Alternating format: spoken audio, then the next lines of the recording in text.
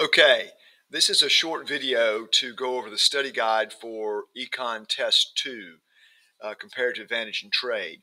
I've gone over this in class, but if you weren't here or you want to review it, um, you have this resource. So, absolute advantage, that's the ability of a producer to produce more goods than another producer. They're better, faster, they're more efficient. They can make more with the same amount of resources. I remember this as who is absolutely best. That's the absolute advantage. Comparative advantage is the ability of a producer to produce goods at a lower opportunity cost than another producer. They give up less to produce one of the good.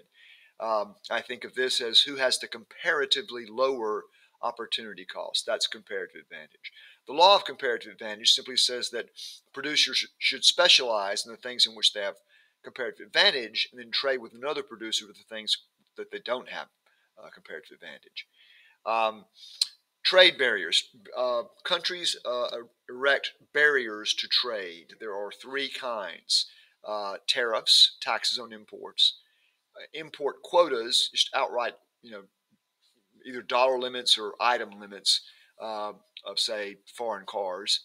And three is export subsidies. When China gives free money to its television manufacturers, that means they can produce those TVs at much lower costs than American television manufacturers, and therefore have an unfair advantage.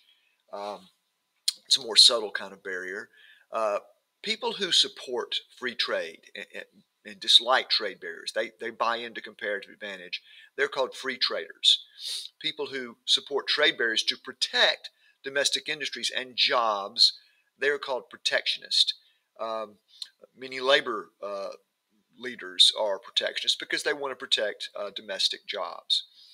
When a country imports more than it exports, that's called a trade deficit. The United States is a trade deficit. We export a tremendous amount, but we also import a lot because we have a lot of money and we like foreign things. The euro is a common currency used within the European Union, replaced all these different currencies, the German Deutschmark, French franc, and so on. It's been a very stable currency. And it sort of was a lubricant to trade because having to change, trade foreign currency is another barrier to trade. So NAFTA, the North American Free Trade Agreement, now called renegotiated and called USMCA, United States, Mexico, Canada Agreement, creates a trade bloc with lower trade barriers between Canada, the U.S., and Mexico. Despite its controversy, it's been very successful. CAFTA was created during George W. Bush's presidency. It's the Central American Free Trade Agreement. It's a free trade zone between the U.S., the countries of Central America, and the Dominican Republic. So it was done to advantage the U.S., but also to help those countries, give them more export opportunities and grow their economies. The WTO is the World Trade Organization. It's a giant worldwide club of countries that seeks to lower trade barriers. It's also a court. If someone breaks the trade rules, then you can sue that country for some relief. The EU is the European Union, which is essentially a free trade zone. It's a semi-political union too, but it began as a free trade zone, and so I believe it's now up to 27 European countries can trade with very low trade barriers. The GATT is the General Agreement on Tariffs and Trade. That was signed in 1947 in the U.S. by 23 nations, including the U.S., at the end of World War II to lower trade barriers worldwide. And later in the 1990s, the WTO sort of replaced the GATT.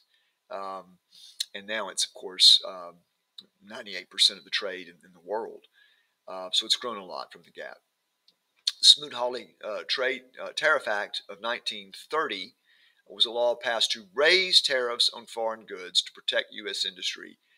But that was a terrible idea, and it caused a tariff war, and trade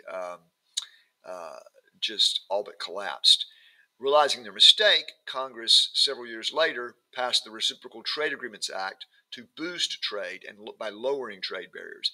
It gave considerable authority to the president to lower tariffs to negotiate lower tariffs by up to 50%, and it generalized all those reductions to all the other trading partners the U.S. considered most favored trade nations, and it gave the president the authority to make that designation of who's in the club.